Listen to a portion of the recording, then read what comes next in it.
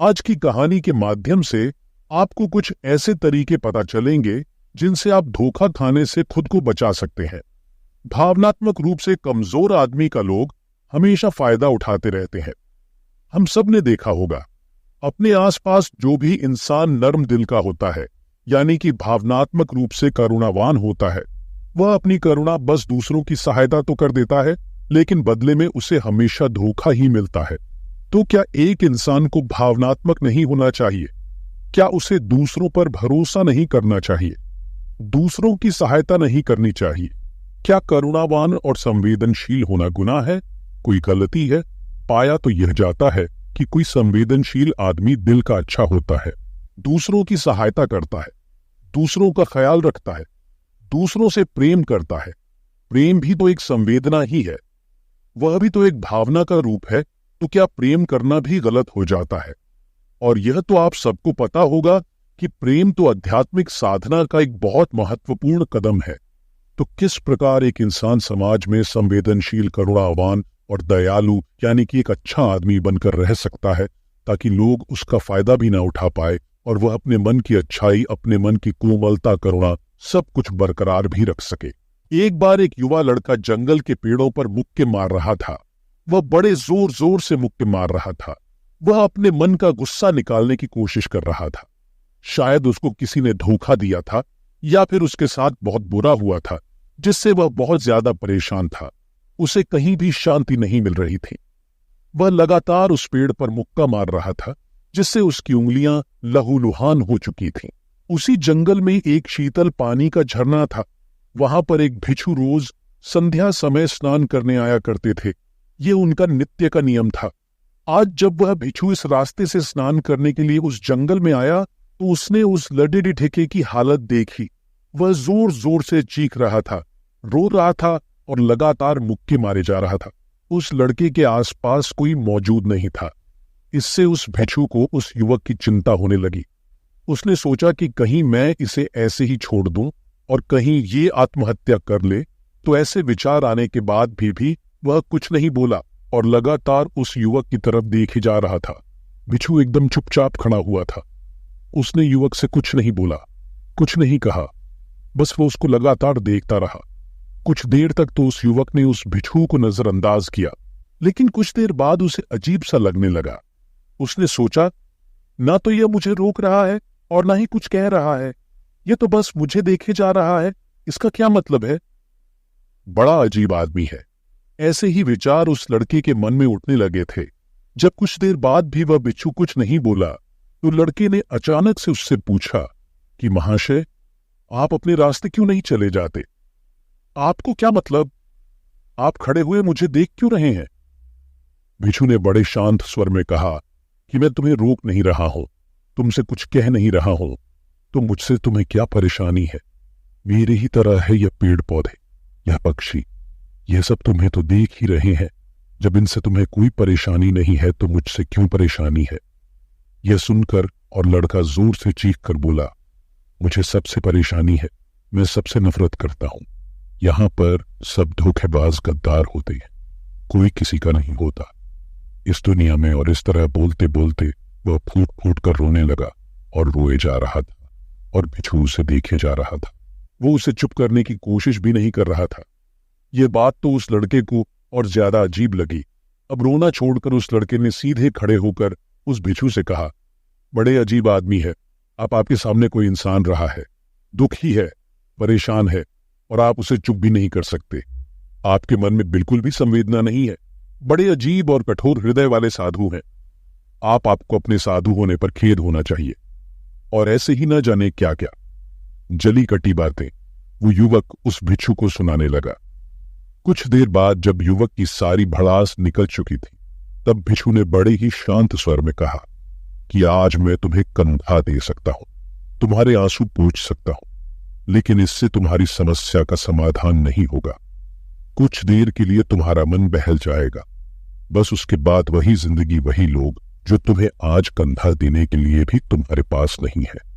फिर से तुम उसी जिंदगी में लौट जाओगे। कोई तुम्हें धोखा देगा, कोई तुम्हारा फायदा उठाएगा और तुम अपने मन को ऐसे ही तकलीफ पहुंचाते रहोगे। तो आंसू पोंछने के बजाय तुम्हें मुझसे कुछ ज्ञान की बातें लेना चाहिए। कितने धोखेबाज, कितने मक्कार, और सबसे बड़ी बात, अपने लोग ही धोखा देते हैं जिनसे हम प्रेम करते हैं, जिनको हम अपना मानते हैं। जब उन्हीं से धोखा मिलता है तो कैसा महसूस होता है। कभी कभी तो ऐसे लगता है कि भोले और दयालु लोगों के लिए यह दुनिया नहीं बनी है, ये धोखेबाजों के लिए है, मक्कारों के लिए है। वही यहाँ पर फलते फूलते हैं, वही आनंद से जीते हैं। और हमारे जैसे लोग जो दूसरों की सहायता करते हैं, दूसरों को अपना मानते हैं, वह हमेशा जीवन भर दुख में रहते हैं। यही जीवन की सत्यता है और यही संसार है जिसमें हमें रोज घुट घुट कर मरना पड़ता है। आपने सही किया, ऐसे जिंदगी को त्याग दिया, पीछे छोड़ दिया। अब बस अपने में मस्त, किसी से कोई परेशानी नहीं है, किसी की कोई चिंता नहीं है। मैं भी सोचता हूं कि मैं भी सन्यास ले लूं। छोड़ दो इस दुनिया को। यह सुनकर उस भिक्षु ने कहा कि तुम्हें क्या लगता है, सन्यासी जीवन बहुत आसान होता है। भिक्षु ने बड़े शांत स्वर में कहा कि तुम्हें तो 2 वक्त की रोटी तो शांति से मिल जाती है, हमें तो कभी कभी वह भी नसीब नहीं होती। अगर भिक्षु मिल जाती है तो हम खा लेते हैं, वरना हमें तो भूखा ही सोना पड़ता है। यही सन्यासी जीवन है। हमें हमेशा नीचे सोना पड़ता है, सिर्फ एक लंगोट में रहना पड़ता है, चाहे कैसा भी मौसम क्यों ना हो। तो यह सब तुम्हें आसान लगता है, तो तुम भी सन्यासी बन जाओ। युवक ने कहा कि आप कहते तो ठीक ही हैं, संघर्ष तो दोनों तरफ है, सांसारिक जीवन में भी और सन्यासी जीवन में भी। वैसे सांसारिक जीवन भी अच्छा है, लेकिन तब तक जब तक घर परिवार में सुख शांति बनी रहे, धोखा ना मिले, हमारे लोग हमारा फायदा ना उठाएं, हमसे झूठ ना बोले, हमें धोखा ना दे, तब तो जीवन जीने का आनंद होता है, वरना तो जीवन नर्क हो जाता है। भिक्षु ने कहा, देखो, सन्यास अपने मन से लिया जाता है। जब हमारा मन कहता है कि हमें सन्यास के मार्ग पर सफलता हासिल करनी है, आगे बढ़ना है, तो ही सन्यासी जीवन सफल हो पाता है। लेकिन तुम अपने घर से परेशान होकर, दूसरे लोगों से परेशान होकर सन्यासी बनना चाहते हो, तो तुम्हारा सन्यासी जीवन भी कभी सफल नहीं होगा। इससे अच्छा तो तुम सांसारिक जीवन में अगर कुछ तरीके, कुछ नियम अपनाओ, तो दूसरे लोग तुम्हें धोखा नहीं दे पाएंगे। सबसे पहले तो यह समझो कि धोखा उन्हें ही मिलता है जो भावनात्मक रूप से कमजोर होते हैं, जिनका दिल जल्दी पिघल जाता है, जो दूसरों को दुख में नहीं देख पाते। ऐसे लोगों के साथ धोखे होने की संभावना ज्यादा होती है, क्योंकि कोई भी आदमी अपनी परेशानी बताकर, अपने को दुख में बताकर तुम्हारा फायदा उठा सकता है। क्या पता वह झूठ बोल रहा हो, वह दुखी होने का अभिनय कर रहा हो, लेकिन आपको तो सच ही लगेगा। और उसके बाद कुछ समय बाद आपको पता चलता है कि आपके साथ धोखा हो गया। उसके बाद आपका मन अंदर से टूट जाता है। इसीलिए सबसे पहले बात ध्यान रखना कि किसी भी व्यक्ति को यह एहसास मत होने दो कि तुम भावनात्मक रूप से कमजोर हो, अंदर से तुम्हारा दिल नर्म है। अगर उन्हें यह कमजोरी आपकी पता चल गई तो वह कोई ना कोई जाल रचकर आपका फायदा उठाने की जरूर कोशिश करेंगे। चाहे आप अंदर से संवेदनशील हो, दूसरों की मदद करने वाले हो, लेकिन किसी को एहसास मत होने दो। ऊपर से कठोर बने रहो।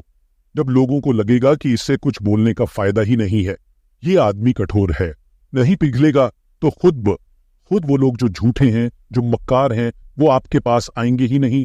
वो उन्हें चुनेंगे जो उनके आसान शिकार होंगे। दूसरी बात समझने की यह होती है कि हम बहुत जल्दी दूसरों पर विश्वास कर लेते हैं, और हमारी जल्दी विश्वास करने की आदत ही हमें हानि पहुंचाती है। 2 दिन तुम्हें किसी से मिले हुए नहीं होते हैं और तुम एक दूसरे के हो जाते हो, एक दूसरे पर पूरा भरोसा करने लग जाते हो, और यह भरोसा तीसरे दिन टूट भी जाता है, और फिर तुम्हें धोखा मिलता है, और फिर तुम परेशान होते हो। इसीलिए समय दो। किसी भी चीज को, किसी भी रिश्ते को आगे बढ़ाने के लिए समय की जरूरत होती है। समय के साथ तुम्हें सामने वाले इंसान की अच्छाई और बुराई पता चलती है। तब तुम्हें पूर्ण रूप से पता चलता है कि इंसान वास्तव में कैसा है, अच्छा है या बुरा है, और वह कुछ समय देने के बाद ही होता है। इसीलिए जल्दी किसी पर विश्वास मत करो। अगली पहचान या अगला तरीका समझने के लिए तुम्हें ऐसे लोगों को समझना होगा जो दूसरों की चापलूसी करते रहते हैं। कुछ लोगों की आदत होती है चापलूसी करने की। आपके सामने आपकी बड़ाई करेंगे, आपके बारे में अच्छा अच्छा बोलेंगे, और आपको लगेगा कि यह इंसान कितने अच्छे हैं, मेरे से कितना प्यार करते हैं। लेकिन वास्तव में उनकी वह चापलूसी एक जाल होती है, ताकि वह आपका दिल जीत सके। और उनको चापलूसी करने का मौका तभी मिलता है जब आप दिखावा करते हैं। अगर आप उनकी चापलूसी से प्रभावित ही नहीं होंगे तो कुछ समय बाद वो चापलूसी करना बंद कर देंगे। इसीलिए किसी के सामने दिखावा मत करो, वरना आप तो आकर्षण के केंद्र बन जाते हो। लोगों को लगता है कि शायद इसके पास बहुत ज्यादा धन संपदा है, इसीलिए इतना दिखावा कर रहा है।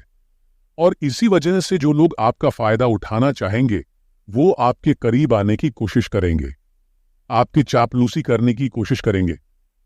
अगला नियम बताते हुए भिक्षु ने झरने की तरफ इशारा किया। वो झरने के पास पहुंच चुके थे। युवक को भी एहसास हो चुका था, क्योंकि वहां पर ठंडी ठंडी हवा चल रही थी। ढलान की तरफ जाते हुए भिक्षु ने कहा कि सांसारिक जीवन में एक बात समझने की यह होती है कि हम जिसकी सहायता कर रहे हैं, चाहे किसी भी रूप में, धन से, शारीरिक रूप से, या जिस भी अवस्था में हम किसी की सहायता कर रहे हैं, तो हमें यह ख्याल रखना चाहिए कि सामने वाला वापस कभी भविष्य में हमारी सहायता करने योग्य है कि नहीं है। अगर किसी को पैसा उधार दे रहे हो तो ये समझो कि उसके पास आय का कोई साधन है कि नहीं है। कल भविष्य में वह तुम्हें वापस कर पाएगा कि नहीं कर पाएगा।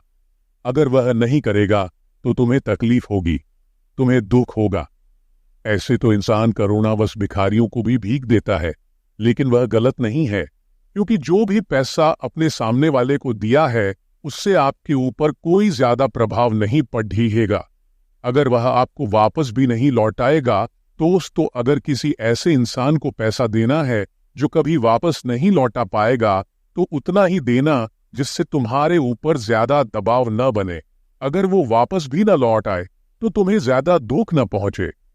अब तक वो दोनों झरने पर पहुंच चुके थे। दोनों ने अपने कपड़े उतरे और उस झरने के शीतल पानी में कूद पड़े। पानी बाहर ठंडा था। उन दोनों की सारी थकन, सारी उदासी पल भर में ही दूर हो गई। स्नान कर लेने के बाद दोनों एक पेड़ के नीचे उस झरने के सामने बैठकर बातें करने लगे। भिक्षु ने उसे आगे समझाते हुए कहा कि शुरुआत में लोगों को नजरअंदाज करना सीखो। जब तुम किसी को शुरुआत में नजरअंदाज करते हो तो जो भी लोग किसी लालच की वजह से तुम्हारे पास प्रभावित हो रहे थे उनकी छटनी हो जाएगी।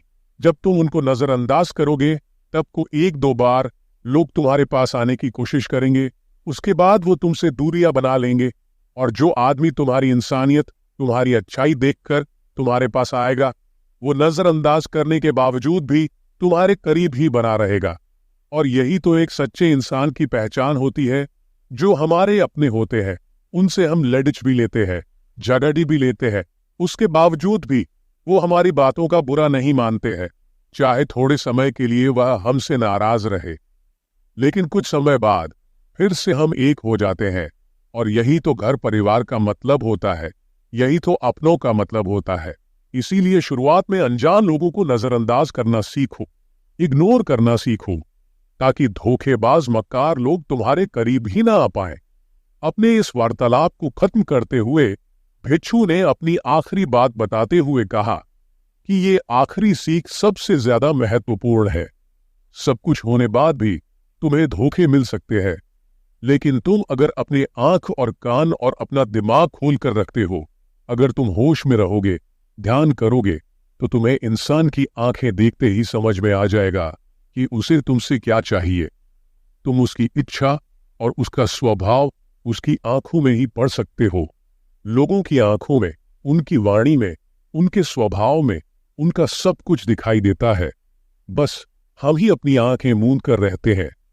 दूसरे लोगों से जानो, उसके रिश्तेदारों से जानो, उसके परिवार वालों से जानो कि वह इंसान कैसा है, दूसरों के साथ उसका व्यवहार कैसा है, उसकी पड़ताल करो। जब किसी पर विश्वास करो, ऐसे ही किसी पर विश्वास मत कर लेना, अपनी पूरी संतुष्टि करना। अगर तुम किसी के साथ लंबे समय तक भरोसा करना चाहते हो, किसी के साथ कोई संबंध बनाना चाहते हो, कोई दोस्ती करना चाहते हो या किसी की मदद करना चाहते हो, तो इन सभी परिस्थितियों तुम्हें यह जरूर पता होना चाहिए कि दूसरे लोग उस इंसान के बारे में क्या सोच रखते हैं। इसके बाद तुम जीवन में कभी भी धोखा नहीं खाओगे और तुम्हें कभी भी धोखे की वजह से पछताना नहीं पड़ेगा। इसी तरह की बातें करते हुए भिक्षु और वो लड़ाका दोनों जंगल से बाहर आ गए, अपने अपने घर को चले गए।